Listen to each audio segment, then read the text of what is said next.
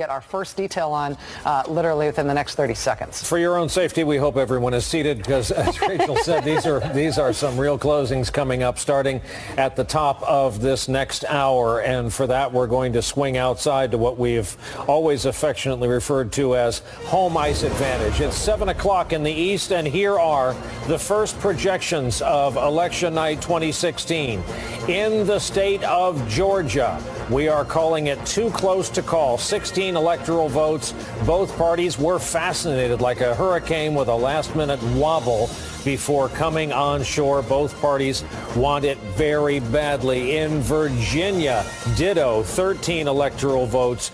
Too early to call, simply not enough vote, though we're told Clinton is in an early lead. Here is the first projection in the Trump column of Decision 2016. That is the state of Indiana, home obviously of his running mate Mike Pence, the governor there currently, 11 electoral votes. Indiana, we are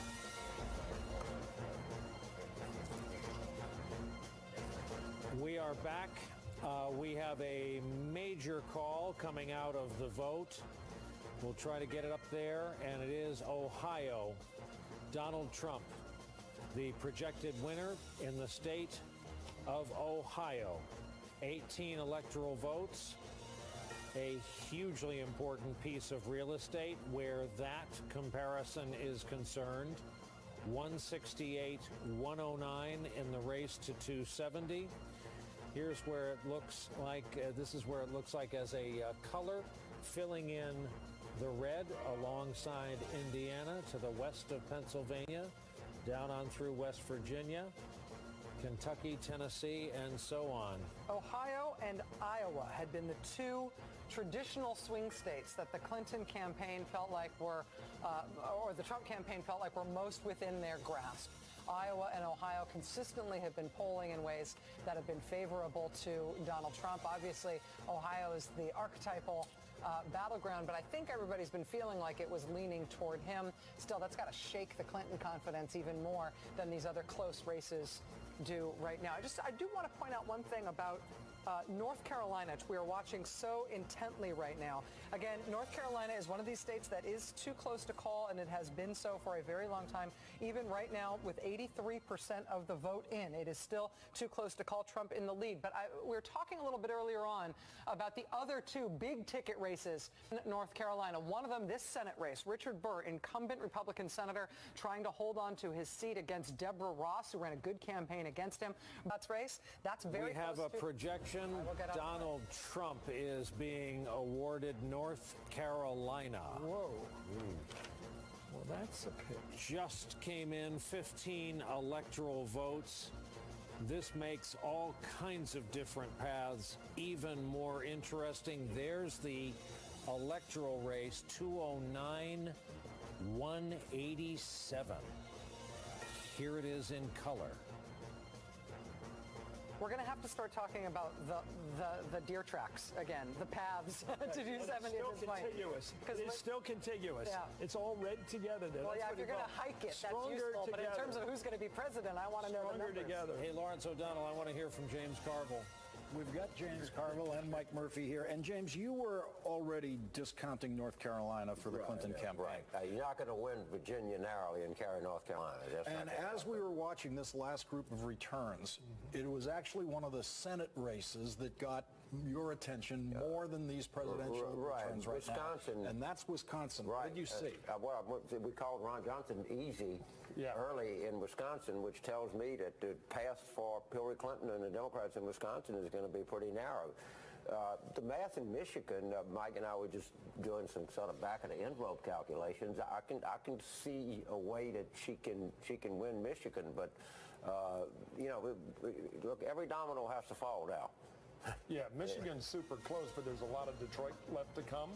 If it's normal and some Genesee County, which is Flint, and Washington, Ann Arbor, Trump's doing well out state, but a lot of it is in. So she's in the hunt in Michigan. It's tight. Right. But we're looking at that saying, hey, if Detroit's really worth $300,000 again, you know, it's starting to look like she's in the hunt there. And then we hear Ron Johnson, who is considered the second most vulnerable Republican, has won pretty comfortably in Wisconsin. that indicates that the drama may be moving to Wisconsin. So for the scorecards at home, if the Clinton campaign takes Michigan, the next thing to watch is Wisconsin. Yeah, absolutely. And Wisconsin could be what breaks it or Right. makes it for the Clinton. Right. It looks like the Republicans may retain the Senate. If Trump wins the presidency, the Democratic Party will have the least amount of power that I can ever remember a political party having, both at the national level and the state level. It's hard to overestimate what this means tonight and how nervous I am. The prospect of controlling all three branches of power, which is what a lot of Republicans, even Trump detractors, think is within reach tonight. I've also heard from my Trump-loving parents who said if you're lucky, Trump won't deport you. I'm not so sure. I think Steve Schmidt, Mike Murphy, and I, if we go missing after here, like maybe have the building security. Right. Yeah, I think I'm near the top of it. But you know, we just had Bill McInturn on across the hall, and all of the polls were wrong. She did not have a 3.5-point lead going into this morning, and that's what the average of polls had her at. This is not a map that reflects a three-point lead. She didn't have that. I don't know that she ever had it. People will I think the Clinton camp is already sort of putting out this Comey spin, and it's half of the story, but the other half is what it did to him. He closed stronger than anyone in recent political history, and our folks that were on the trail with him talked about it. The New York Times wrote an incredible piece about how it was this thunderbolt that just got him on message. He made a closing argument that is being reflected in the exit polls about being an outsider. In a year when you like no one, you pick the known unknown, not the known, no, I don't like her. You pick the, I don't know if I don't like him. And that's what they picked. They picked, you know, I know I don't like her. I don't know how much I don't like him. And the closing argument from the Clinton campaign, this is about what kind of country you live in, is something every parent is going to have to grapple with, because this is the country we live in, where the disgust, I think 10 months ago I called him political chemo, who wipes out all the healthy blood cells, who takes out everything with him, because people think the disease is so acute, they're willing to take the strongest medicine possible. I think that's what we are seeing. The cancer was Washington, and a lot more people than we predicted, than our pollsters predicted, viewed him as the cure. Why aren't any incumbents losing? Just talk about one factor here that we haven't discussed at all over the course of this evening, which is in some of these states, I've been looking specifically at some of the states where Trump is leading, even if we don't have a call in those states, just these very close states, and Wisconsin among them. There are a number of these states in which the third-party balloting, the third-party vote, is a factor in terms of the size of the margin here between Trump and Clinton. Again, you can't always say that every third-party vote came from one major party ticket or another, but in Florida, which we have now called, in New Hampshire, in Michigan, in Wisconsin, in Iowa, in all of these places, the numbers that you're seeing for the third party more than account for the difference between the two candidates. And so if those states end up getting called with these very tiny margins, you may see that the Gary Johnson vote is what made the difference, that the Gary Johnson and Jill Stein vote is what made a difference. And I'm not just talking about Utah, which is a very interesting three-way race. I'm talking about the state of Florida. I mean, there's, depending on where those votes came from, a lot of Democrats may be looking at Gary Johnson and seeing Ralph Nader there. Yep. Not a pretty picture for them. Well, it is what it is. We'll go into this eyes wide open. If you vote for somebody who can't win for president, it means that you don't care who wins for president. That's what I think. And when you talk to people like that and say, why are you letting the vote go against the interest you normally support? And they act like it's some sort of a Vichy thing, you know, like you're not really taking sides or something. Some kind of, I should use that term, but some kind of neutrality. Switzerland. Yeah, Switzerland, a neutrality. And even Switzerland was a pro-German neutrality. I mean, you really do take sides. And what side are you on is a pretty good question. The union guys always ask that. What side are you on?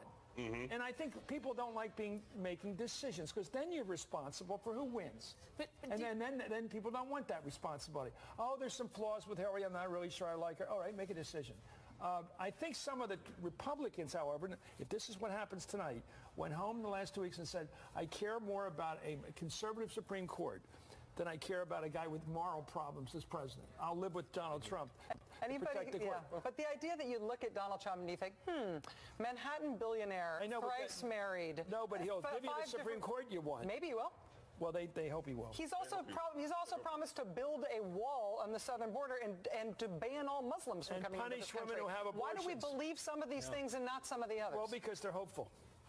Well, they're hopeful. Hope is a word for it. Delusion is another. No, I don't know, because we don't know who Trump is. I think a good argument could be made that of the three issues he ran on, illegal immigration, loss of factory jobs through bad trade deals, and wars he opposed, he may not have a commitment to any of those. How do we know?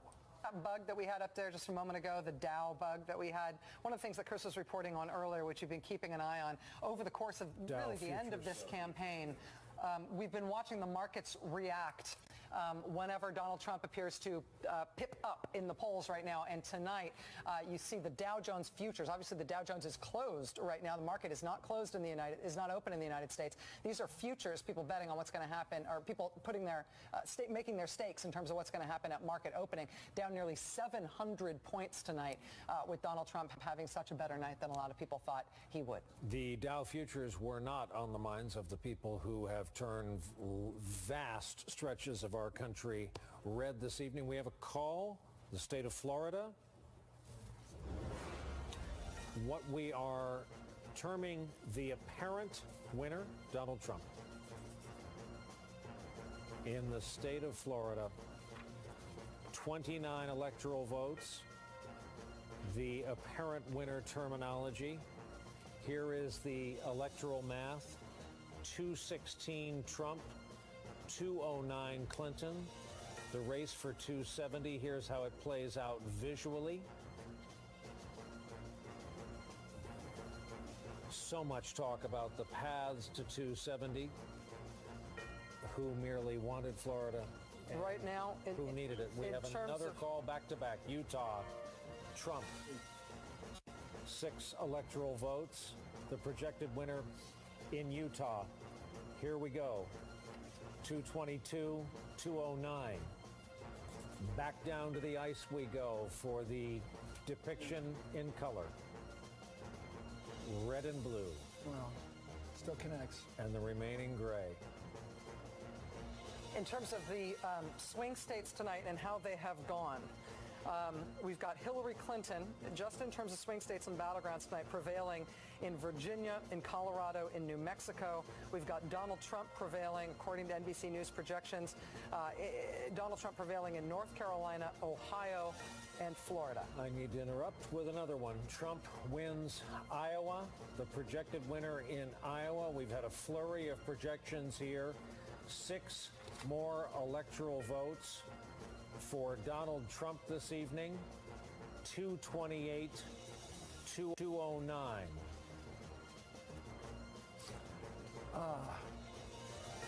We got a call to make. Excuse me, Mr. Mayor. Excuse me.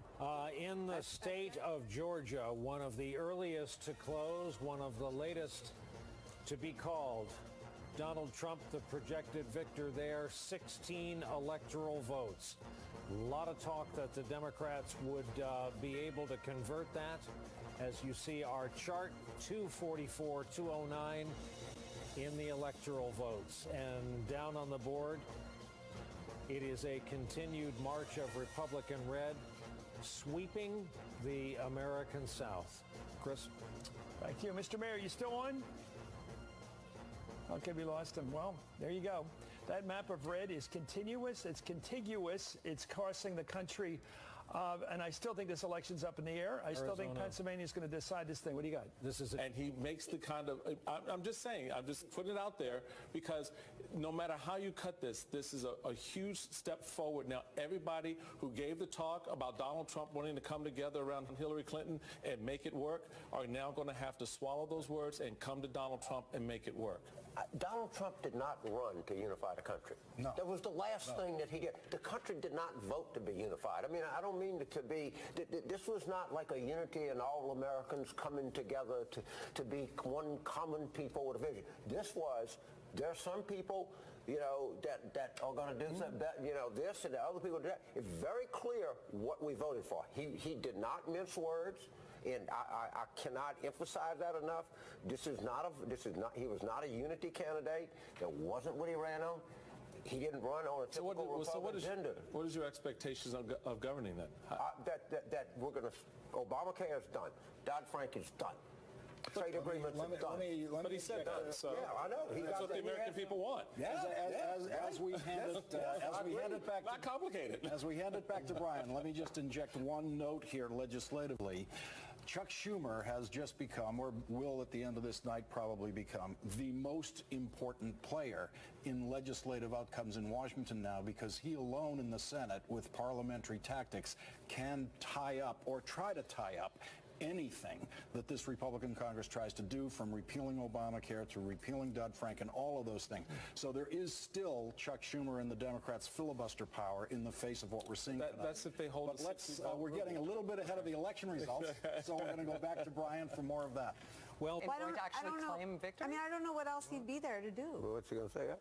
Hey, well, why would he do anything by precedent? Why would he? Yeah, why all of a sudden now he's just going to start like doing? Everybody keeps telling me he's not going to do any of the things he campaigned on. He's going to be a normal Republican now. I don't know. I don't see that. I don't see it that way. I'm trying to adjust my way of thinking to this new normalizing of Donald Trump that we're supposed to be doing. Rachel, I have never tried to normalize Donald Trump. I didn't, you know. I have been forthcoming. We've had a national conversation about my 15 months of therapy. I mean, I didn't vote for him. You know, but I am just dismayed and sort of stunned that he continues to defy every convention in politics. He has one pressure on him, which you've been talking about all night, this future Dow. The fact that there's this world markets roiling, going crazy, he has got the responsibility, probably if he wins, to deal with that. So that's a reality he has to deal with. And I think he may come out tonight just say, I'm not as crazy as I look. I don't know how he feels about that responsibility. He may look at that number, the Dow with those Dow futures down 800 and think, good. How come? How can he say that? They'll say markets go up, markets go down, and you know, once people see what a tremendous guy I am, you know, all kinds of things that, you know. His closing argument had a picture of, everybody knows. Has a picture of Janet Yellen. And Lloyd Blankfein, and George Soros talking about the global elites who are working against you, as if there is a conspiracy of global elites, which is the Clintons and some powerful Jewish people, that is out to take your country away, and I'm going to give it back. I don't think a guy like that worries about the markets being down on account of him. I think he takes it as a badge of honor. What do we think of Muslim people, whatever? Well, feel like, you know, the country just told me exactly what they thought of me. And I mean, there's going to be, or people like myself who have who believe in a pluralistic nation that, you know, I mean, it's a sort of, you know, I mean, there are actually people who really believe that the strength lies in our pluralism. Right, that it makes us better. It makes us a better country. It is a devastating. I mean, my daughter came down from college, and a lot of daddies are having a lot of hard conversations with a lot of daughters tonight. I'll promise you that. It was unbelievably difficult. Well, look at the number of daughters in that room at the Javits Center tonight, clearly there to witness that event. I'm also rewinding the last couple of days, James. Jennifer Granholm was on our broadcast. She was a passionate guest on Bill Maher this past Friday night. She was. But on my broadcast, I want to say Friday night, 11 o'clock, we were short on time. My last question to her was, if it was up to you, what would the closing message be in a bumper sticker slogan? And what she wanted to talk about was jobs. Right. Jennifer Granholm, Michigander by way of Harvard Law School, 47th governor of the state of Michigan. And that was not in the official closing argument, but she was all about jobs. It's the economy's doing. Right, and there was a big discussion. That's the disconnect. And since, you know, I always felt like my role was to be supportive, because no one wants the last guy to come in and be the sort of the know-it-all. But and as the books come out and as things come out, we're going to find out exactly how big that discussion was and how people lined up. And boy, the second guessing here is just, it is going to go on forever. We're hearing the room pipe up here at the Midtown Hilton.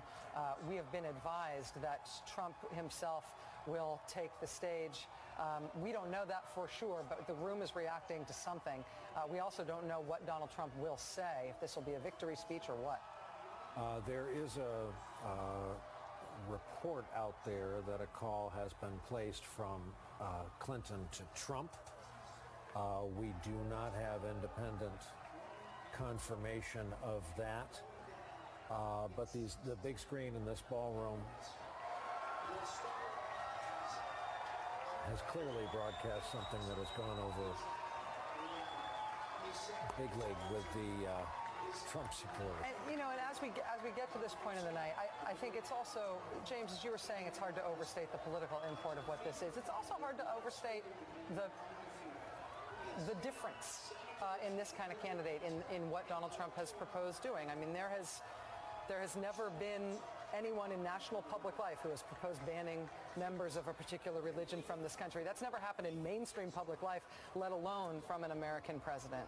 This is as what Donald Trump is offering in terms of policy is as radical a departure from normal American politics as anything that has ever happened in any of our lifetimes. I mean, he has promised political vengeance for his enemies. He has promised to jail his opponent in this election. He has promised to restrict the press in unprecedented ways. He has proposed banning Muslims from the United States. Even if you don't believe it, he has. He's not rescinded that pledge. He has pledged to rip us out of NATO. He has said he will go meet with Vladimir Putin. He doesn't care if President Obama is still in office. He will do it before he's sworn in. He has promised to create a national deportation force to go door to door, business to business, and throw more than 10 million people out of this country. I mean, if he does any one of those things that he has promised to do, our country is about to face some serious crises. And so, I mean, buckle up. Your country needs you. It's like what do you call it? Secret linings or silver linings playbook. And it's like they put all their money on this guy. It's a thing we're going to have to understand. And I think what happened, I think James Carver was here earlier. I just think that what happened was there was this movement, whatever you want to call it, maybe you have to call it that now, up against the liberal establishment, if you will, or centrist establishment, or Republican establishment, all three of them maybe. And there wasn't much there to offer an alternative. There wasn't much say, and that's why I go to the infrastructure, because I think in the end, whatever he does, whatever the Democrats want him to do in the end, it's going to have to do something to rebuild the country. We are in terrible shape. With what money? That's well, I know the argument. I know because the Congress approved. No, it's the way it works. There's a reason Lawrence, they haven't I know done it. In the end, Republicans won't do it. That's we'll why see. they haven't done it. We'll see what they do under him. My argument is, of course, the Congress controls the purse strings. Of course, it'll have to be some kind of public-private partnership. They'll have to sign some way of borrowing for it, if you will. Roads aren't a public-private partnership. I know. But there are a lot of pure airports, tax money. No, That's all they are. Airports and things like that, and certainly Penn Station has to be rebuilt. There's so much. If you travel the world, the Chinese, the Japanese, the Europeans, everybody has everything rapid and modern, and we don't. With tax money, all paid for 100% with tax money. You're arguing about the Republicans will not raise or spend. If you want to argue that argument, I can accept it. That I will offer the positive argument that you may be wrong. That's all. But the money will appear from some. This is a Trump dream you're offering here. This is the Trump dream of infrastructure paid for with money we don't have. And he's saying that the Republican Party and its ethos and all of its morals and all of its strategy disappears, and they all do what Trump wants. No, what I'm saying is, I'm saying this is that we go to war, we find the money. And we do it. And I just think we don't. We went to war on a tax cut, and we didn't pay for it. That's another world you're talking about. Borrowing. These Republicans have ended that. That's borrowing not at 2% how it works. Isn't that hard? But, okay. It was a bust. But let's never forget, this campaign got hit with a couple of rockets that we've never seen in the history of presidential campaigning. In the history of presidential campaigning, we've had exactly one candidate who was under a publicly announced FBI investigation. Right. Exactly one. Now, that's a liability and a softening for that candidate no matter how the campaign goes. Yeah. Then we have the director of the FBI make two very dramatic entrances into the campaign very, very late in the campaign, and his last entry into the campaign is so late in the campaign that it's impossible for polling to grab whatever just happened. And did something just happen to reverse the first effect of the first FBI letter?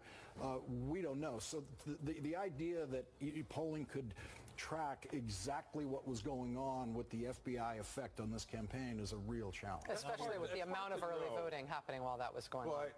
Don't you think that a lot of those people who voted for Trump were voting for Trump? They weren't voting, against Hillary Clinton. Well, the worry was always, does this depress Clinton turnout? Is it depressing news for people who were leaning toward Clinton? And so that's the part that you'll never know. I mean, it seemed to me, I mean, we'll look at the numbers. It seemed to me that the Clinton side kind of got out the vote. You know, the Trump side more people came out. Some conflicting information tonight in terms of the total numbers of people that turned out. We don't yet know. Maybe it's starting to look like it may actually be an overall low turnout election. What I think Trump did as a motivating factor was you mentioned the way he used Somali immigrants as a foil in Minneapolis, and he wasn't talking to the people of Minneapolis. He was talking to the people of Duluth and in the hinterlands of Minnesota, who have a different idea about Minneapolis and what's happening there, and he did that with Chicago, the way he referred to violence in Chicago and the inner cities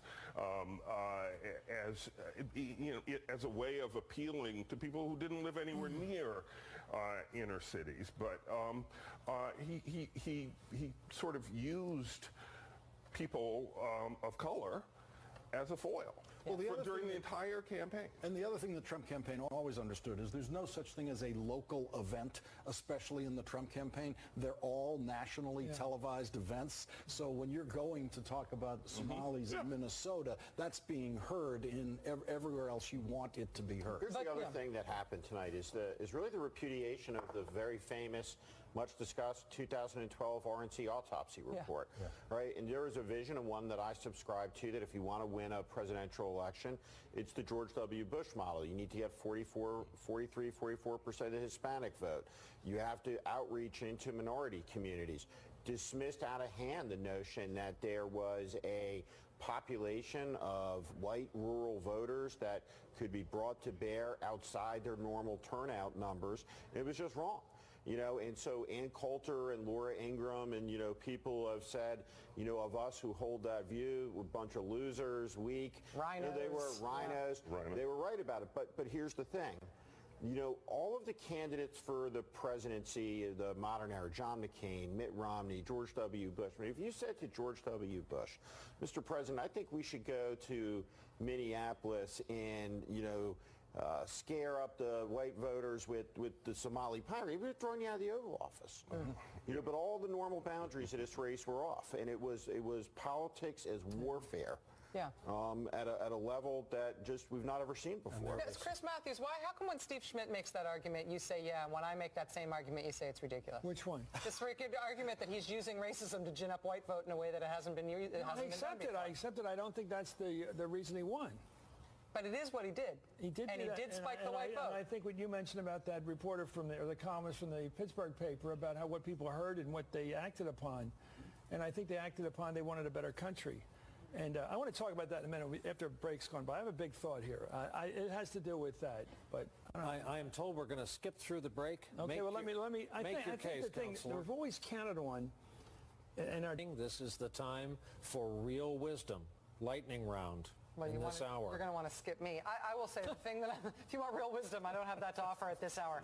I will say, though, that I do think that this is a moment, however you feel about this election, to keep in your hearts some of the communities that are not represented here on this set, who have been directly threatened by Donald Trump in a way that nobody in this kind of position of power has ever threatened groups of Americans before. And Muslim Americans and Latino Americans and immigrants, documented and otherwise right now, are in fear for what the country just did and for what our country means. Not just what Trump will do, but what it means that our country just endorsed him after what he threatened against those parts of our fabric. And that's a responsibility we have on all of us now, regardless of what Trump does with this power that he's just been given, against those parts of our fabric. And that's a responsibility we have on all of us now, regardless of what Trump does with this power that he's just been given.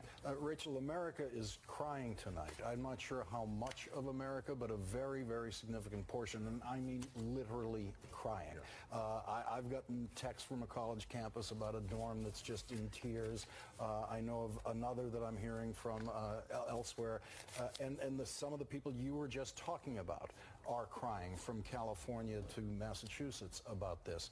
This is a sadness It is a mourning moment for those people, and it is a moment filled with fear, filled with fear. And Donald Trump, thankfully, I don't think instilled any more fear tonight in his speech. It wasn't one of those speeches that had that kind of stuff in it.